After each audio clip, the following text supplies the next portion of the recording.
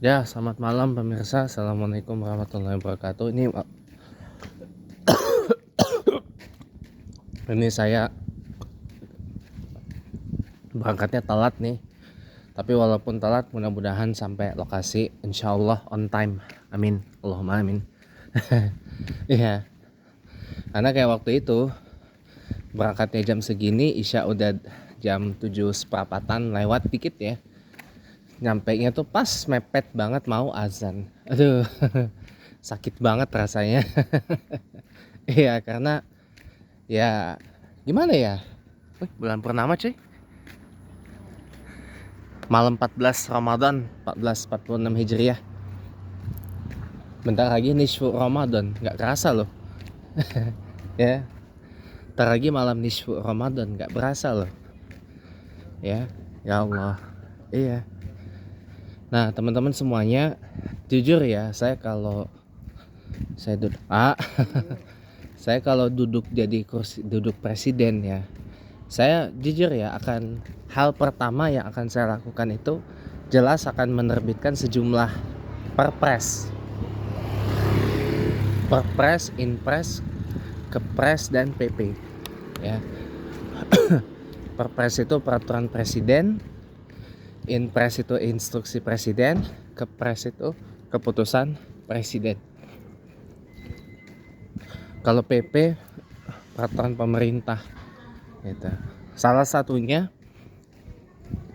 adalah menaikkan usia pensiun semuanya menjadi usia maksimal pensiun itu 70 tahun buat semuanya, negeri, swasta, bumen. Usia pensiunnya maksimal sudah 70 tahun gitu. Jadi tidak lagi 60 ya, terlalu muda sih, tapi 71 ya. Dan yang kedua ya, kalau saya presiden ya, entah kenapa saya tuh lebih suka dengan komposisi kementerian yang kecil ya.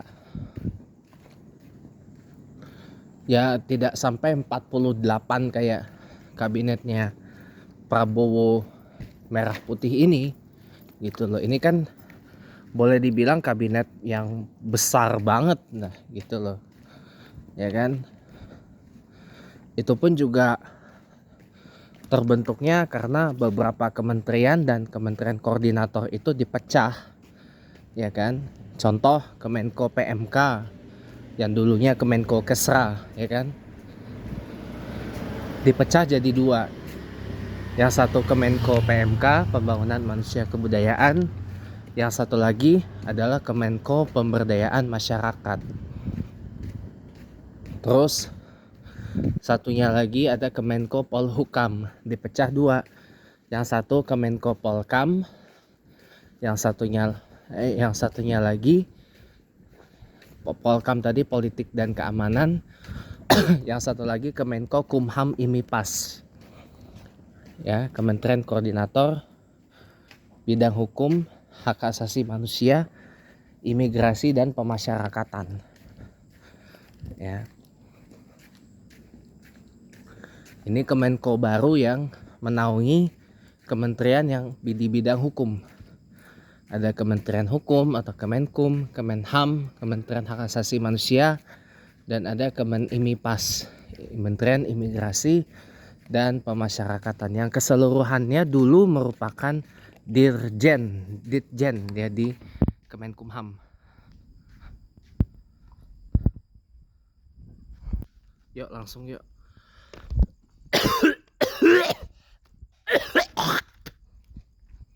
Takut telat saya. Ini aja udah berangkat dari rumah, udah telat banget. Hitungannya telat sih, karena saya biasanya berangkat tuh jam 6.50-an atau 6.45-an lah, paling cepet gitu. Ini 6.50 baru berangkat gitu loh.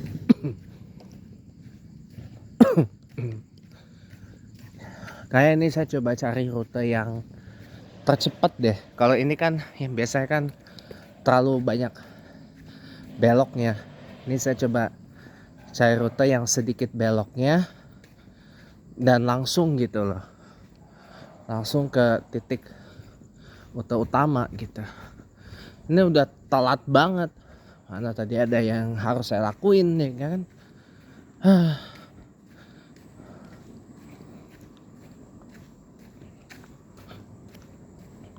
Telat banget tadi juga sampainya. Iya, karena gitu. Telat tadi berangkatnya. Nggak apa-apa dah. Nah, jadi gini teman-teman semua ya. Saya lanjut lagi ya. Jadi entah kenapa saya tuh paling suka tuh kementerian tuh jumlahnya nggak banyak gitu loh. Apa yang dilakukan oleh Pak Jokowi itu ya kita terusin. Pak Simon. Pak Jokowi itu kan apa namanya menggabungkan beberapa kementerian jadi satu kan dulu. Contoh PU, contoh ya kan? Ada Kemen PU pekerjaan umum, satunya lagi adalah Kemenpera perumahan rakyat ya kan, digabung menjadi Kementerian PUPR pekerjaan umum perumahan rakyat itu. Oke, terus lagi ya, terus lingkungan hidup dan kehutanan digabung jadi satu. Nah, yang terbaru kan Kemenristek digabung dengan Dikbud pada waktu itu kan. Riset dan teknologi digabung dengan pendidikan dan kebudayaan. Yang sekarang dipecah 3. Kementerian Pendidikan Dasar Menengah, Kementerian Pendidikan Tinggi, Sains Teknologi, dan Kementerian Kebudayaan. Khusus kebudayaan itu dulunya Ditjen di bawah Kemendikbud atau Kemendiknas dulu.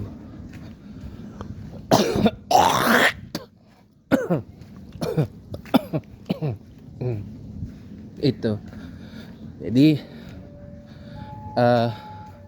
ya gitu deh. Jadi sekarang museum-museum yang ada di Indonesia ini sekarang berada di bawah Kemenbud, Kementerian Kebudayaan gitu. Termasuk Museum Gajah atau Museum Nasional yang harga tiket masuknya udah boleh saya katakan mahal, yaitu Rp50.000 sekali masuk ya. Karena kan dia juga baru direstorasi karena kebakar, dan untuk biaya balik modal akibat restorasi tersebut jadinya ya memang idealnya tarifnya memang segitu sih, kisaran 25 sampai 50.000 gitu loh. Nah, jadi kalau saya presiden ya, paling jumlah kementerian itu saya limit maksimal itu setara dengan kabinet pembangunan keberapa ya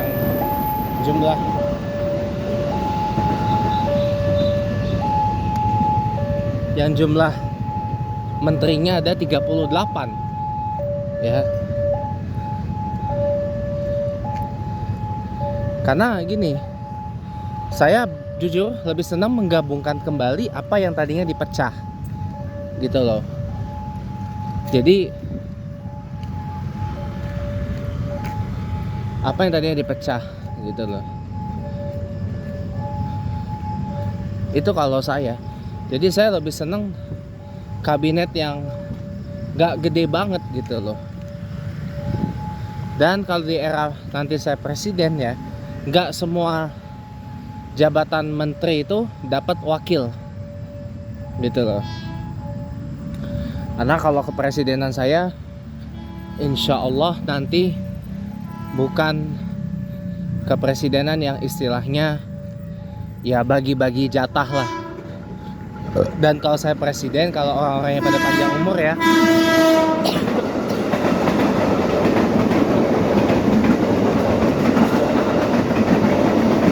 beberapa dari kabinet sebelumnya, dari mulai kabinet reformasi pembangunan, kabinet persatuan nasional, kabinet gotong royong, kabinet Indonesia Bersatu, kabinet kerja, kabinet Indonesia Maju, kabinet merah putih, itu saya pakai lagi. Kalau ada beberapa, baik itu sebagai menteri maupun sebagai wakil menteri, di samping ada nama-nama baru. Nah, itu loh.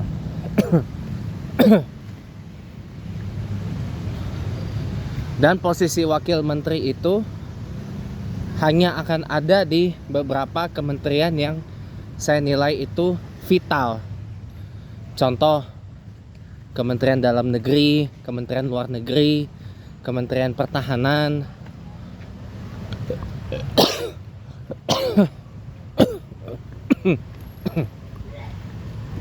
Kementerian bidang hukum. Nomenklaturnya nanti pasti akan saya balikin lagi jadi ke Kementerian Kehakiman. Itu.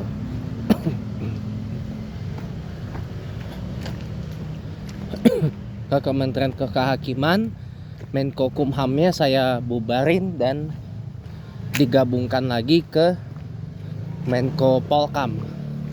Jadi seperti dulu. Gitu.